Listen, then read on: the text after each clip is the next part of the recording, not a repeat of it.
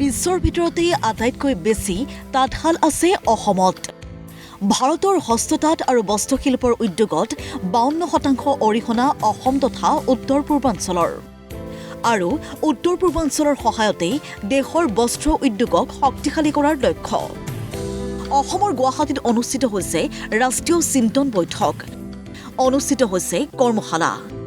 অংশগ্ৰহণ কৰিছে কেন্দ্ৰীয় হস্ততাঁত বস্ত্ৰমন্ত্ৰী গিৰিৰাজ সিং, কেন্দ্ৰীয় বস্ত্ৰ ৰাজ্যিক মন্ত্ৰী পবিত্ৰ মাৰ্ঘেৰিটাই।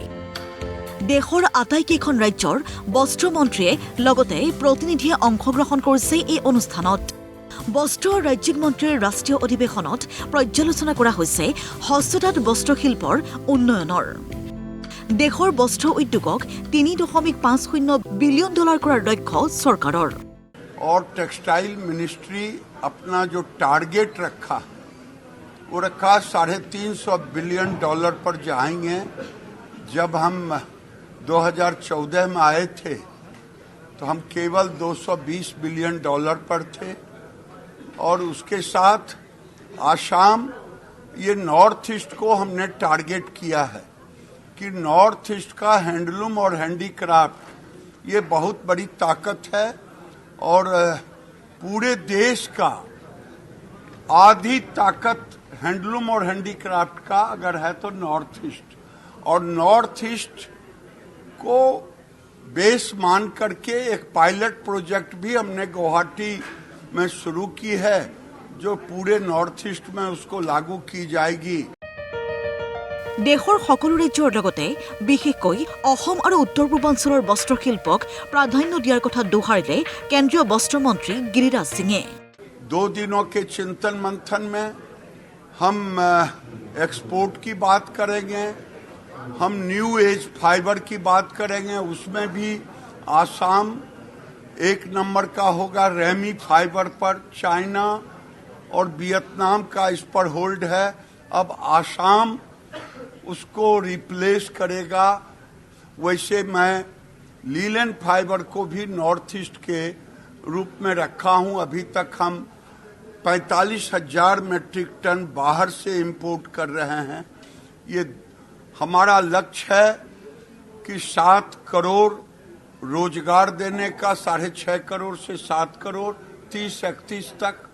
उस लक्ष्य की प्राप्ति के लिए राज्यों के साथ मिलकर के 2 दिनों का ये चिंतन बैठक है।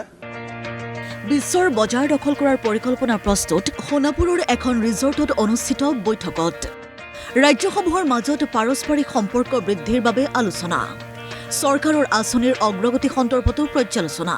আপোনালোকে জানে যে ভাৰতৰ বৰ্তমান টেক্সটাইল উদ্যোগৰ বা বস্ত্ৰ উদ্যোগৰ ভলিউম হ'ল $170 বিলিয়ন। প্ৰধানমন্ত্ৰী নৰেন্দ্ৰ মোদীদেৱে এটা লক্ষ্য স্থিৰ কৰিছে, 2030 চনৰ ভিতৰত বস্ত্ৰ উদ্যোগৰ আকাৰ $300 বিলিয়ন হ'ব। আৰু বৰ্তমানৰ আমাৰ যি ৰপ্তানি, সেই ৰপ্তানিকো প্ৰায় দুগুণ কৰি 100 বিলিয়ন কৰাৰ এটা চিন্তা কৰা হৈছে। প্ৰদৰ্শিত হৈছে প্ৰতিখন ৰাজ্যৰ পৰম্পৰাগত সাজপাৰ আৰু সামগ্ৰী। প্ৰতিখন ৰাজ্যৰ সামগ্ৰী প্ৰদৰ্শিত হোৱা ষ্টল পৰিদৰ্শন কৰিছে প্ৰতিনিধিসকলে। সভাত উপস্থিত থাকি ভাষণ প্ৰদান কৰে মধ্যপ্ৰদেশৰ মুখ্যমন্ত্ৰী মোহন যাদৱে।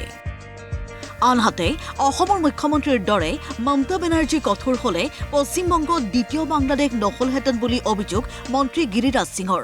अगर आज हेमंत बिस्व शर्मा जिस ढंग से एक तरफ विकास की गति को तेज कर रहे हैं, दूसरे तरफ बांग्लादेशी घुसपैठियों को भी बाहर कर रहे हैं, 1.25 लाख बीघा से ऊपर जमीन को खाली कराया, ये बताता है कि कांग्रेस ने किस तरह से आसाम को एक धर्मशाला बना दिया था।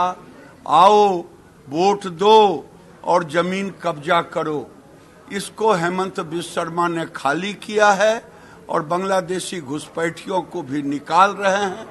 काश अगर बंगाल के मुख्यमंत्री हेमंत बिस्व शर्मा जैसा होता, आज बंगाल बांग्लादेश बनने की स्थिति में नहीं। ভিডিঅ' জাৰ্নেলিষ্ট দীপেন নাথৰ সহযোগত সোণাপুৰৰ পৰা ত্ৰিলক সিঙৰ ৰিপৰ্ট, প্ৰতিদিন টাইম।